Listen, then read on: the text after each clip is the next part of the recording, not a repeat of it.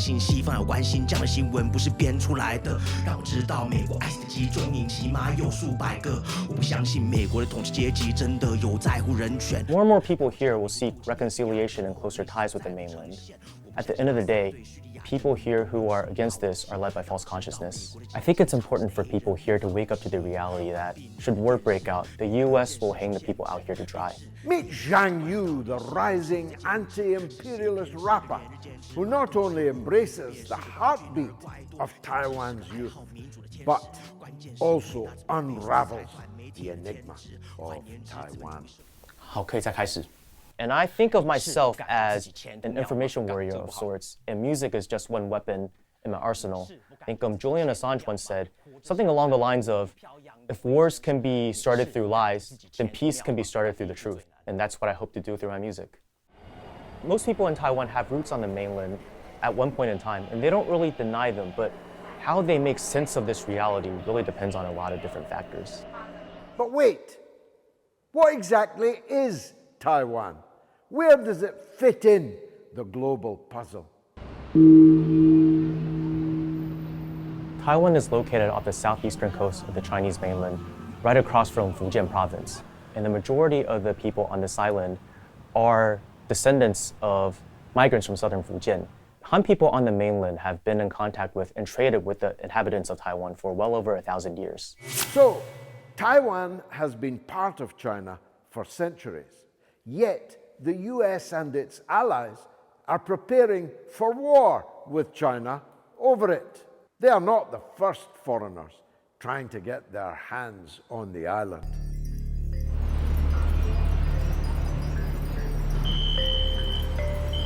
在历史上，荷兰人来过，法国人来过，西班牙人来过，美国曾经也想来过，那最后他在他的支持底下，日本占领了台湾。From the Sino-Japanese War to the end of World War II, Japan ruled the roost in Taiwan over 5 decades and ruthlessly with its familiar fascistic brutality. The West gloss over the horrors of Japanese fascist occupation, but no one in Taiwan will ever forget it. You would never have heard of Taiwan if it were not for the victory of the Chinese Revolution, led by Chairman Mao, and the final defeat of the Japanese. Chiang Kai-shek was the leader of the Chinese nationalists. His movement, the KMT, was at times united with Mao and in the struggle against Japanese occupation, but he turned against them, created civil war, and lost. The United States was very much involved in the Chinese Civil War up to 1949, and the United States bet on the wrong horse. The nationalist government headed by Generalissimo Chiang Kai-shek was defeated on China's mainland, and they fled to Taiwan. The United States always supported the Taiwan government, and they didn't recognize the PRC government. However, Taiwan's legal status was not in doubt. All the treaties concluded at the end of World War II recognized Taiwan as part of China. All the maps, all the institutions, and the United Nations too.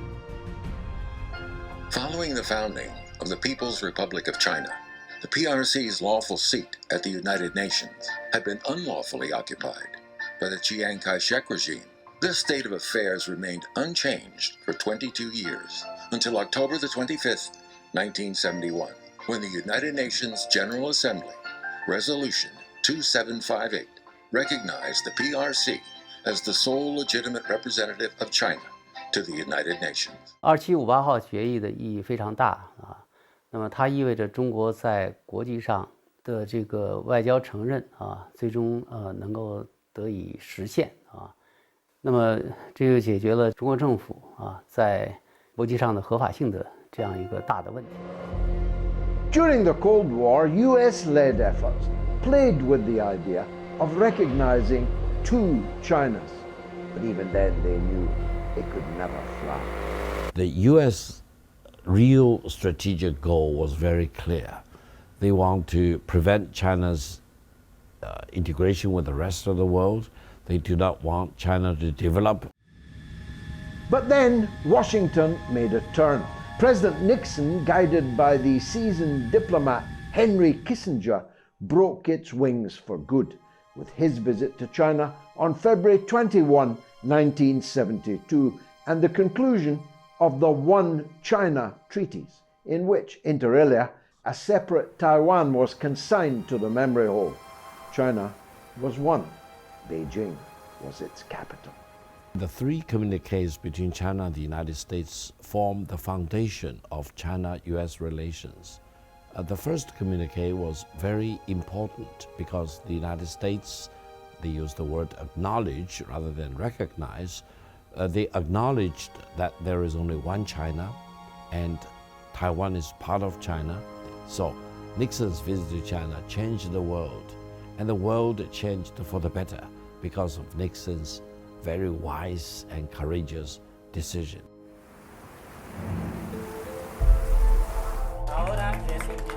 Honduras belonged to that list for nearly 4 decades. It is a blow to Taipei, with yet another country breaking off ties. The Honduran Foreign Ministry says it now recognizes the People's Republic of China as the only legitimate government that represents all of China, adding in its statement that Taiwan is an inseparable part of Chinese territory. Throughout recorded history, then, it is clear Taiwan has been an integral part of China. The world increasingly recognized this in the aftermath of the Second World War. Now, almost everyone acknowledges there is only one China. The only real question is how and when Taiwan shall reunite with the mainland. Will it wait for the apple to fall from the tree, or for the tree to be shaken? China raised three preconditions. One was to terminate the US-Taiwan diplomatic relations. The second, for the United States to withdraw all US troops from Taiwan. And the third was to abrogate the US-Taiwan Defense Treaty. Now, as a matter of principle, China will never allow any country to practice the true China policy. Despite acknowledging the fact that there is only one China, the US maintains strategic ambiguity on Taiwan. American officials often use language or take actions designed to intentionally provoke China. In Taipei, as the Speaker of the House arrives, senior U.S. politician to visit Taiwan historic in moment on 25 this years. trip that has sparked a lot of controversy. We will not allow China to isolate Taiwan. This visit by Nancy Pelosi was illegal, illicit, illogical, and inflicting huge damage to China-US relations. On the one hand, they say, yes, we still acknowledge the one China policy, there is no change. On the other hand, they keep working on hollowing out the real contents. They want to have a situation where the separatists in Taiwan can declare, we are already an independent country. President Nixon had successfully reopened relations with China through the first communique in 1972. This was followed by the second communique under President Jimmy Carter, and in 1982, President Ronald Reagan completed the set of 3 communiques. These joint statements all essentially outlined the one China principle and the wish to reduce risk of international conflict. I've written and you've been critical of the Biden administration's assault on the one China policy. It repeats that it's committed to one China policy, but then undermines it in a number of ways.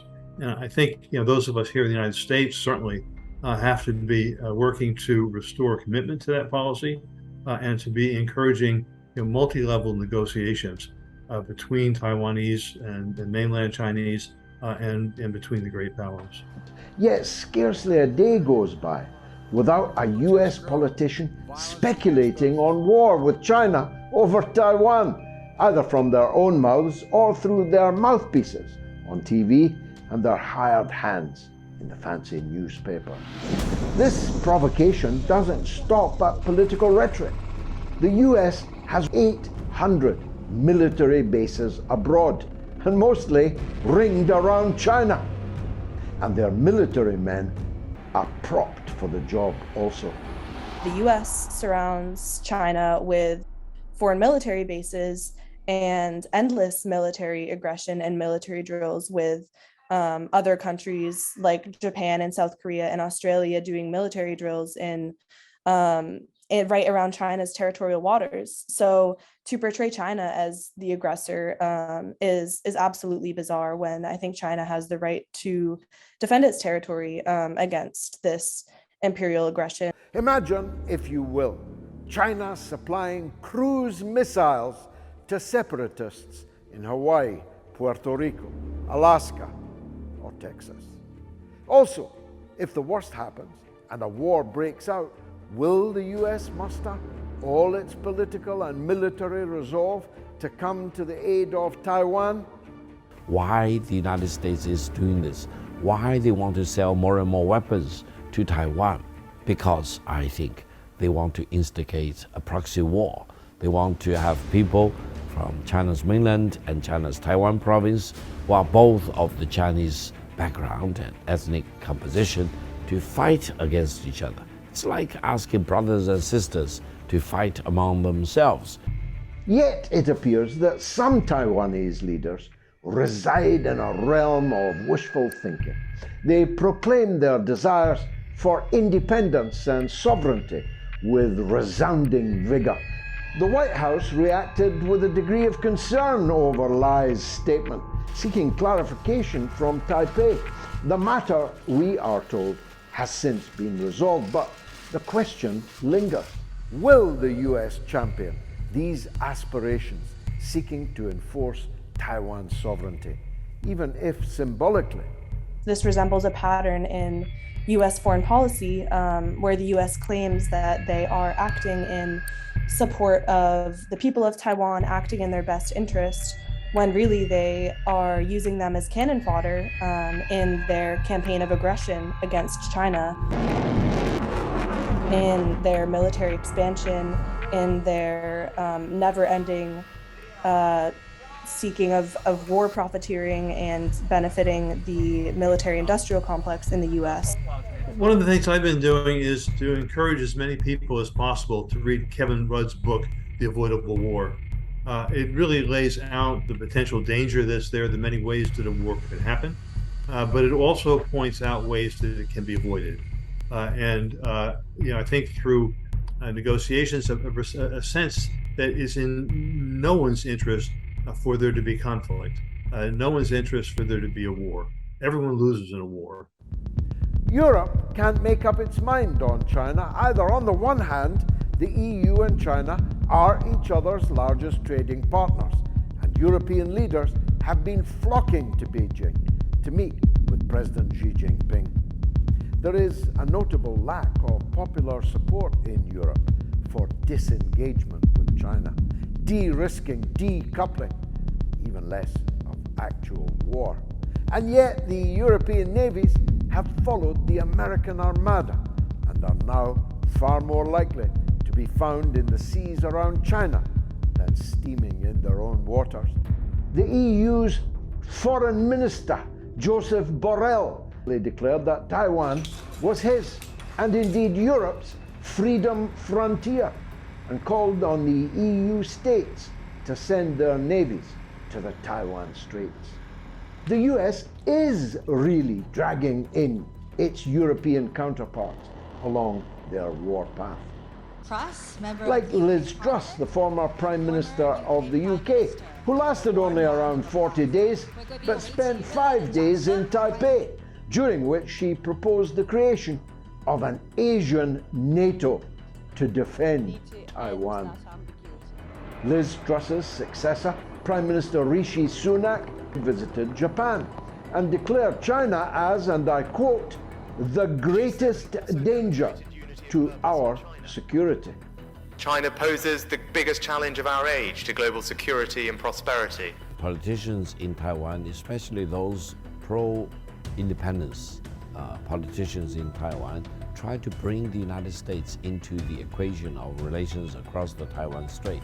They falsely believe that if the United States support them, they could turn Taiwan into a separate, independent country with full sovereignty. Darker still, when trust demanded Taiwan be covered by the American nuclear umbrella. All of this upping of the ante over Taiwan, of course, makes war, including nuclear war, more, not less likely.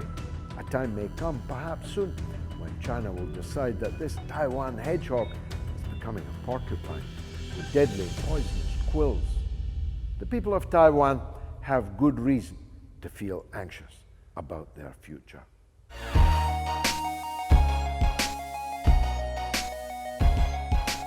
所以今天台湾想要脱离中国，要独立，他们唯一的靠山，以为可以支持他们完成台湾独立的这样的一个依靠，就是美国。所以蔡英文不只是欢迎，是根本是跪着求人家的这样的一个那个出卖民族的一种共同利益。 As we delve deeper into Taiwan's intricate tangle with the United States, one resounding truth emerges. Washington plays the role of chief provocateur, seemingly eager to stoke the flames in cross-Strait affairs. So they are pushing Taiwan to challenge, to cross the red line of the One China policy. Yet, China's meteoric ascent on the global stage stands as its own formidable deterrent to such wayward ambitions. This shift in the global landscape hasn't escaped the attention of the Taiwanese people, igniting hopes for reunification and a brighter tomorrow. 那今天因为中国的和平崛起，带动了整个世界的新的格局跟新的世界秩序的形成。 台湾人应该要把握这样的历史契机，能够改变这一种历史上的宿命，这样子呢，作为台湾居民才能够世世代代的在这里长期久安，台湾的人才智慧才能够取得有效的发展。中国大陆的崛起，以及全世界有越来越多的地方都在跟中国做贸易，然后以及跟他们合作，那未来。 其实台湾真的是一个选择，就是说，如果你跟着美国，那确实你就会越来越走向一个边缘，然后与世界脱节的一个状态。那如果跟两岸未来和平的一起发展，那其实会是一个跟全世界各个国家一起越来越欣欣向荣。我是乐观的啦，就那个乐观是在于说，一个世界更和平的环境应该会到来。 那我觉得台湾未来也可以跟对大陆是和平相处，那甚至是朝向一个就是统一的方向这样子。 A heightened recognition of a shared destiny, indeed, sweeps through the landscape. This understanding holds the potential for a path forward that's drenched in harmony rather than discord. The choice before Taiwanese people is to negotiate how to achieve unification peacefully, or to be a chess used by the United States to combat with Chinese men. War can be avoided if the United States can respect that the Taiwan question should be resolved peacefully by the Chinese ourselves. The future can be so much brighter than this. Maybe the people of Taiwan will call a halt to treason, knock the American umbrella out of their hands, reaffirm their one Chinese identity. But in any case, this is a matter for the people of China alone. Maybe, well, we need to keep our nose out of what is, in the end, a tale between the Chinese mainland and Taiwan. When we say somebody is a 中国人, that means this person is from the country of China, whereas if someone is 华人, it means they're from the broader Chinese civilization. Now, with the exception of hardline separatists here in Taiwan, most people here still identify as Huarren. As the Chinese mainland keeps on developing and the quality of life and opportunities for the youth continue to improve over there, more and more people here will seek reconciliation and closer ties with the mainland. At the end of the day, people here who are against this are led by false consciousness. I hope to see Taiwan not being used as a bargaining chip by foreign powers in their negotiations with Beijing. And I hope that the people here and on the mainland build more bridges and have more good faith contact with one another